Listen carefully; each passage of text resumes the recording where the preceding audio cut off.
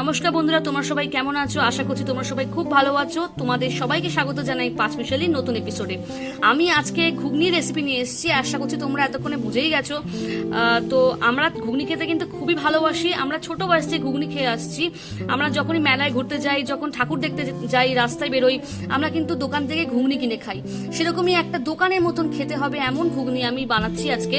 আশা করছি তোমাদের সবার ভিডিওটা খুবই ভালো লাগবে আর তোমরা বাড়িতে ঘুগনি বানাতে পারবে আর এই ভিডিও দেখে শিখতেও পারবে। তো চলো দেরি না করে এখন দেখিয়ে দিই কিভাবে আমি আজকে ঘুগনিটা বানাচ্ছি। আর এই ঘুগনি তোমরা যখন তখন খেতে পারো, রুটি দিয়ে খেতে পারো, পরোটা দিয়ে খেতে পারো, ভাত দিয়ে খেতে পারো, সবকিছু সময় সবকিছু দিয়ে খেতে পারো। তো চলো আর দেরি না করে দেখিয়ে দিই আজকে নতুন রেসিপি ঘুগনি। ঘুগনি বানাতে যে জিনিসগুলো লাগবে সেটা আমি একবার তোমাদের তাড়াতাড়ি বলে দিই। প্রথমত লাগবে মটর। এই মটরগুলোকে আমি আগের দিন রাত থেকে ভিজিয়ে রেখেছি।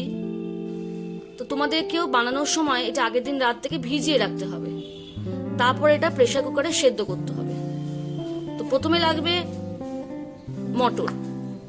তারপর যেগুলো লাগবে সেটা হচ্ছে লাল লঙ্কার গুঁড়ো, নুন, হলুদ গুঁড়ো, ধনে গুঁড়ো, জিরে গুঁড়ো,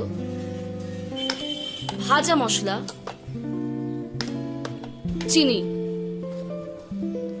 এছাড়া যেগুলো লাগবে সেটা হচ্ছে আলু, পেঁয়াজ, কাঁচা লঙ্কা, টমেটো, আদা, রসুন।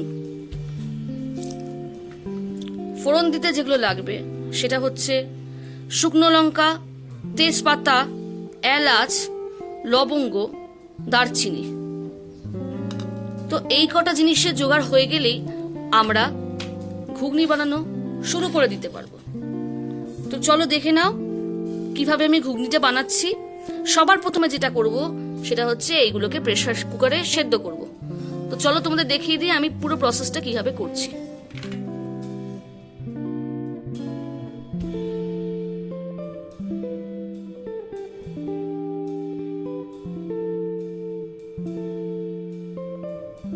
বন্ধুরা, আমার মটর সেদ্ধ করা হয়ে গেছে। মটরটাকে আমরা প্রেসার কুকারে সেদ্ধ করেছি।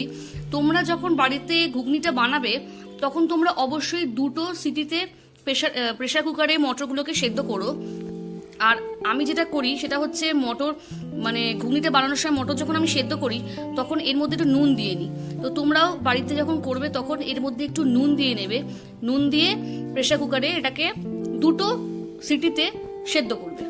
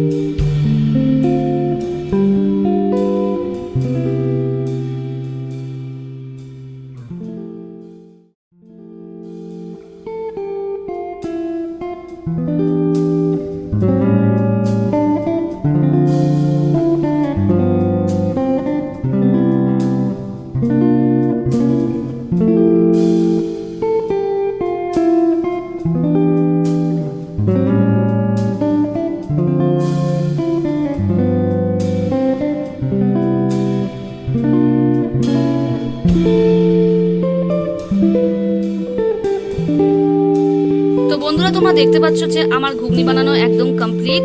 আমি এটা একটু শসা কুচি আর পেঁয়াজ কুচি দিয়ে গার্নিশ করলাম, আর ওপরে একটুখানি ভাজা মশলাও ছড়িয়ে দিলাম যাতে খেতে আরো টেস্টি হয়ে যায়।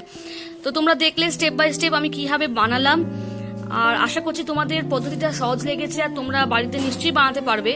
যদি কোনো রকম প্রবলেম হয় আমাকে অবশ্যই কমেন্টে বলো, আমি নিশ্চয়ই তোমাদের হেল্প করব।